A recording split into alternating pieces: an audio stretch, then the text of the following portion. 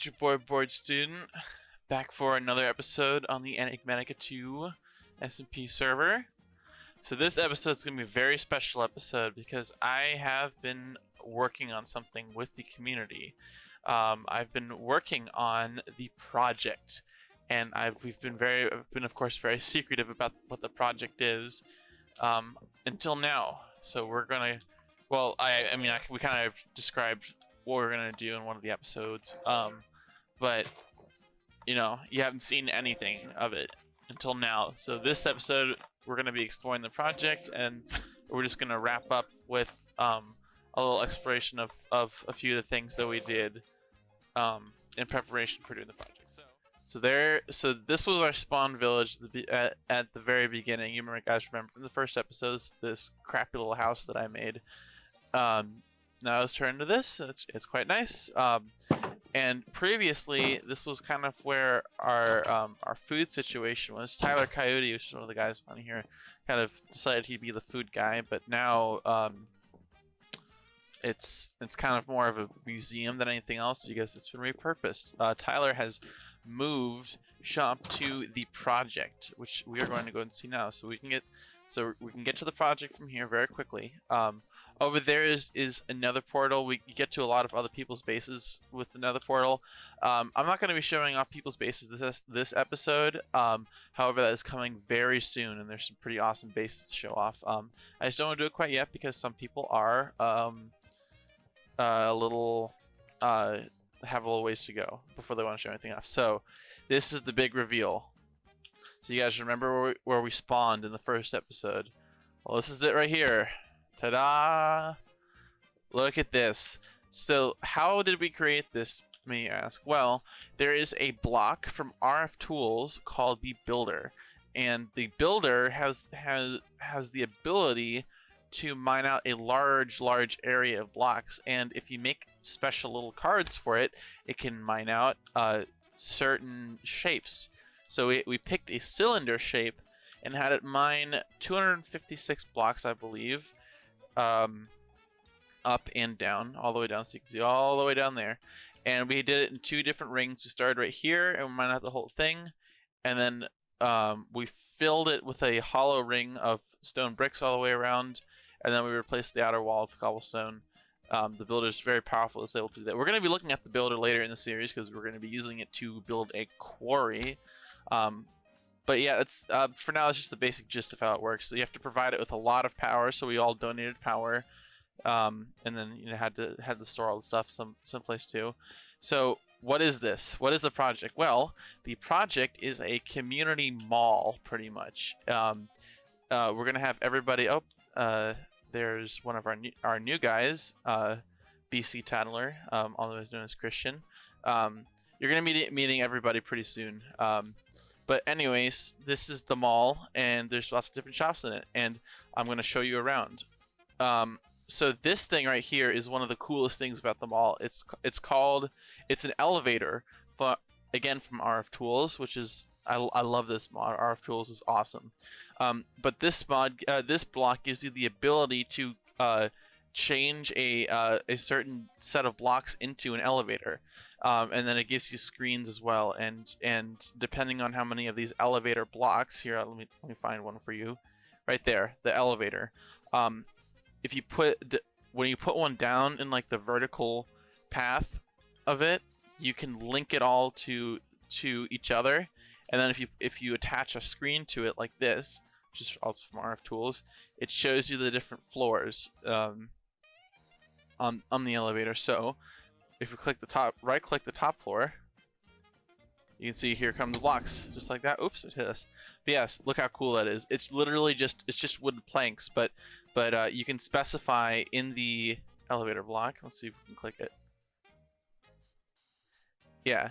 You can specify in here what blocks it's going to be using as the elevator, and you can use it like that. So we've got 6 floors to our mall right now. If we go down to 5, there's not really a whole lot on it yet. We're not really sure what we want to do with it yet. 4, let's go down to 4. On 4, we have space for shops. We've had a couple of new people join the server, so we're not quite this is definitely a work in progress. But all these spaces are going to be good for shops as well. The corners, mind you, are going to be for the shops. In the middle part right here, there's going to be another elevator on that side, and on these sides right here, we're going to have community things like we're going to have a mayor's office, and a post office, and a whole bunch of different things. We're really going to be role playing really hard in the near future on the server. Like we're going to elect the mayor, and we're going to do gambling as well. There's a whole lot of cool stuff coming down the pipeline, guys. So I hope you stay tuned. But anyways, let's go down to floor 3. This should show you the first few actual shops. So this is Alex's, or otherwise known as Kilo's shop. Kilo is the main guy of this server. He's basically the guy who created this mod pack, and you've seen him a few times already in a few episodes. But we're going to be doing proper introductions quite soon. But he made himself a little coffee shop, and with the screen from Extra Utilities, you can actually put any JPEG file onto it, and he put a Starbucks logo onto it, which is very cool. So you go through here, and look at this. He is selling coffee, of course. And so what are these? These are vending blocks from the vending mod, which is an extension of the Ender Pay mod. Now, you guys have probably noticed this already, but if you can see on my little bar at the bottom, at the kind of in the top right, there's a credit card looking thing, and it says 53 uwus. So so we added Ender Pay in, which is basically a way to have real money in the game. Well, real, quote-unquote real money. And everybody starts out with $100, but Kilo's a mod developer, and he can mess around with settings. So he changed the name of them to uwus, which is very funny. So we're going with uwus. But everybody starts out with 100 uwus, and then if you log in regularly once every 6 days, oh, there's Kilo. Look at that. If you log in once every 6 days, you get 50 additional uwus. But then, of course, with these vending blocks, you can put an item into it, and then you can sell stuff and get additional money like that. So that's kind of how the economy works around here. What's this guy doing? But this is Kilo's coffee shop. Let's continue over here. This, I believe, is Dr. Science, or Josh's shop. Dr. Science is doing a bunch of tech stuff just like me. He hasn't set anything up quite yet, but let's just take a look around. It's very pretty in here. He's got kind of like a second floor vibe to his shop. You'll see with my shop, a lot of people have different ideas on what they want to do, because essentially everybody was given a corner of, like, from the flat part right there over to the other flat part. That's Kilo's, and then right here to right here is Dr. Science's. So we can basically do whatever we want with our corner, and some people have opted to go for a second floor, other people have not. You'll see. So over here is Andy Rich's base, or Andrew. Andy Rich is another YouTuber, just like me. Please go check him out. He's very cool. But he is selling Ambrosia for 5 uwus, and Ambrosia gives you Absorption 3, Jump Boost 3, Strength 3, and Luck 3. So it's a nice, like, buff. And then he's also selling these, the banknotes. Banknotes are how these vending blocks are set up, like how you actually use them to make money, and I'll show you that in a second. But banknotes are really annoying to make. So Andy Rich is being kind of a poop head. He's kind of exploiting the economy. But you know what? It's fine. I kind of commend him for it because it's very smart. And then over here is Epic Ninja Bros. Is Ryan. He is another YouTuber as well. He's also very cool. Go check him out at Epic Ninja Bros. But he is setting up a little post office over here. This mailbox is kind of how we send items to each other. So with basically what you do is you get these letters right here. You can see that. And if you use the letter and right-click it, you can put items into it, and you can send it to a specific player as long as they have a mailbox. And then you need 1 stamp per basically you need 1 stamp to send a letter in the first place, and then you need an additional stamp for every stack of items that you have in there. And then of course you're selling mailboxes too. So these are awesome because you can send items to people basically anywhere in the world. Oh, Tyler's there. Look at that. We're going to say hi to Tyler in a second, too. But that is the 3rd floor. Oh, look, it's raining. Let's go down to the 2nd floor. This is where my shop is. We're going to look at my shop last. We'll go look at Tyler's shop first. There's Tyler. Hello, Tyler. Tyler. Tyler's another YouTuber as well. You may know Tyler Coyote from his Rebirth of the Night series. He used to be a mod on Rebirth of the Night and is very close with the developers. And Kilo is also a developer on Rebirth of the Night. But yeah, Tyler's our resident food man. He moved shops from that little house in our little like spawn area or whatever, but he's selling a bunch of food like pulled pork, beef tacos, beef burritos, mushroom stews, bread, and delighted meals. Delighted meals are really overpowered, and of course he's selling them for a lot of money, 30 uwus, but I got some, and they are in every nutrition category. If we hold N, you can see that we have our nutrition right here, and you get negatively affected if these are too low, but you also get positively affected if they're high enough. So delighted meals, you can see on this, it gives 4.5% to everything for every meal that you eat. So they're very overpowered, but of course, so then of course they're expensive and they're really hard to make too. But yeah, this is his shop. Hey buddy, hey pal. He's got his little area up here. This is like where his real house is. He put it over here, so he's actually living in the mall. So very cool thing for him. So let's continue on over here. I believe this shop over here is unfinished. I think most of these shops really are unfinished. But this is Brett's base, White Hat Robotics. So these are, check this thing out. This is what's called a mining turtle, and you can actually input commands into them. They have their own programming language, and this is a little beyond me. Like, this mod is really crazy. You can basically do whatever you want with these things to a certain point, but I'm not going to get into that because I know absolutely nothing about that mod. The mod is completely insane.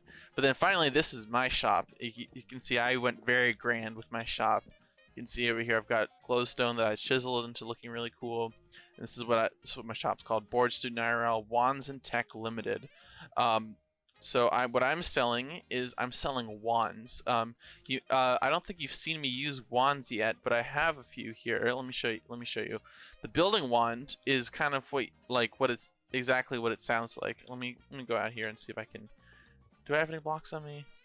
Shit, I don't have any blocks on me. We're just going to use obsidian because I want to show you guys how this works. But so if you shift right click on a block, hello.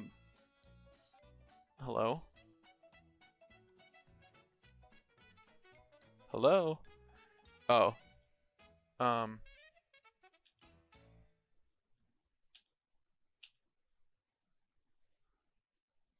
Bleh. Okay. Yeah, you have to have the block placed already, but you can build it like that, you see? You just place it down, and then if you change it to use the equal sign, you can change it to multiple blocks mode, and you can place multiple ones. So you can see, of course, how that scales. So you've got 9 blocks mode, just place 9 blocks, places in a row. You've got 25 blocks mode, you can place it in a row, and single mode. So very, very cool little wand. I've been using it a lot. And then we've got the swapping wand, which kind of does the same thing as the building wand, except that it swaps blocks out instead of building them. So, for instance, like if I had my obsidian in my inventory and I had it on that one, that's the one where you shift right click. And if I have it shift right clicked, then I can replace all these spruce wood planks with obsidian. So it's very cool stuff. And then additionally, we've got this is a teleportation wand, and you can teleport. You can read it on the tooltip. Right click to teleport forward until a block you set a maximum distance is reached, and sneak the teleport through walls. So it's a very cool little wand, and I've got them for sale if people want them, because some people have not built this kind of stuff. So this is how these vending blocks work. So you put a blank banknote in here. You have to actually put it in storage, and then you put a filled banknote with the value that you want to put in there. So you can see. I put 30 uwu in here, so you have to spend 30 uwu to get one of these. And then I'm selling blaze rods. I've come into a large stock of blaze rods, in a way that I'll show you guys in a little while. And then building wand, swapping wand, and the illumination wand. Right click on block to spawn light. Right click to remove it again. It's basically infinite light as long as you have energy in here. And then finally, these are flux capacitors right here. I've got one of these, of course, as well. And basically, what they are is they're a battery for your inventory. You can see that they store 9 million RF, and they charge electric tools in your inventory, like the building wand, for instance, which uses RF. You can see there's 500,000 storage on it. So if you have a battery, it basically gives additional storage for all your battery tools in it. So yeah, so that's my shop. We're gonna eat a delighted meal. Actually, we're quite hungry. There we go. So that's my shop, and I think that's everybody else's shops.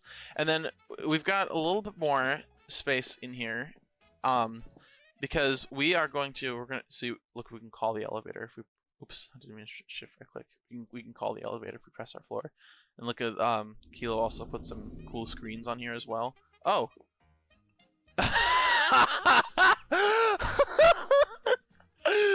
What the fuck? I don't know what he's doing. I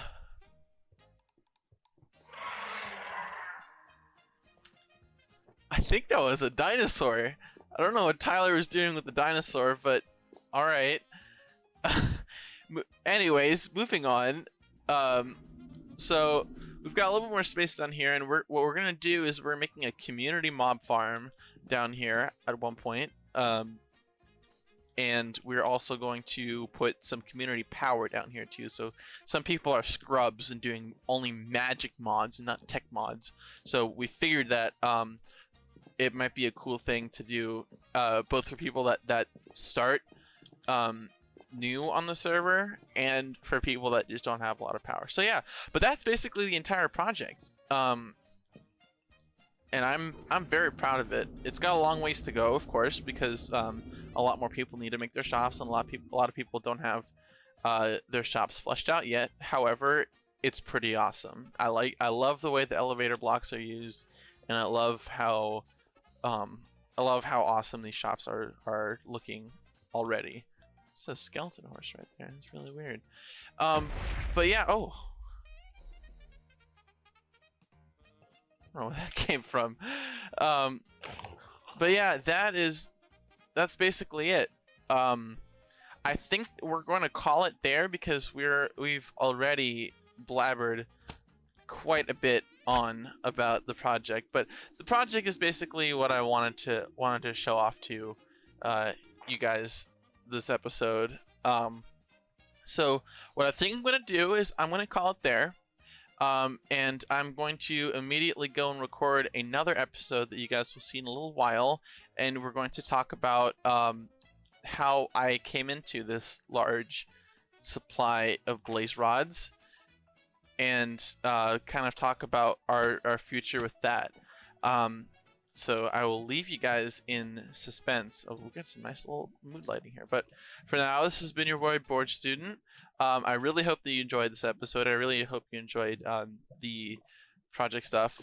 And there's more showcasing coming in the future, because we've got some awesome people on this server with some really awesome builds. And I really want you guys to see all of it. But for now, it's been your boy. Peace.